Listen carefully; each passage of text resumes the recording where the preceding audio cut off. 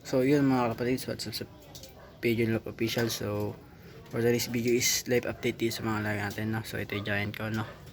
Yan. Then ito yung grisel. Tuktok na ulo niyan. Oh, kasintabi sa mga makain. Ito ang nagtuktok sa kanya.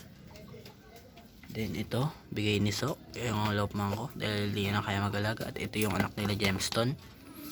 Ito din, galing kay Bunso. And then ito, apat yan. Ngayon tatlo na lang dahil pinakawalan ko yung kapatid nitong puting to dito, no? So batcher naman na yung, kaso lang bata pa at medyo lumpo pa, kaya yun, nawala. Di ko lang kung nadali ng pusa. So ito yung bonsai natin, no? Isa na lang, isang anak, oh. Yung nanay andun sa pinakaloob.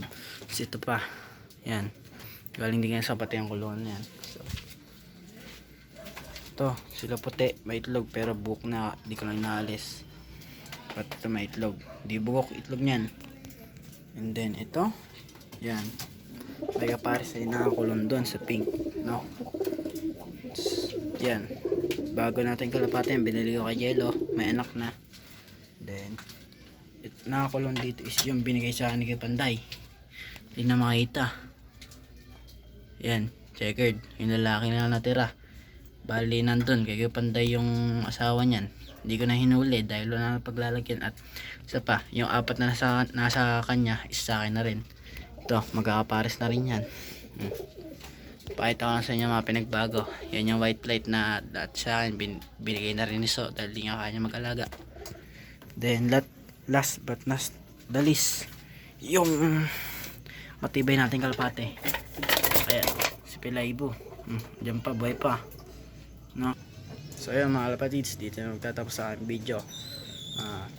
Like, comment, share, and subscribe. Tsaka pindutin nyo na rin yung notification bell at follow kayo sa CM Animals na IP page ko sa Facebook. Dati ko ginagamit na pang vlog yun, ngayon hindi na dahil ginagamit ko pang benta. Pa-follow na lang mga kalapatids din. Follow nyo ako sa YouTube account ko na CM Animals din, na nasa cellphone to. Puro kambing inaano ko dun. So yun, peace out mga kalapatids. Happy flying and mag-iingat kayo lagi dahil maulan ngayon.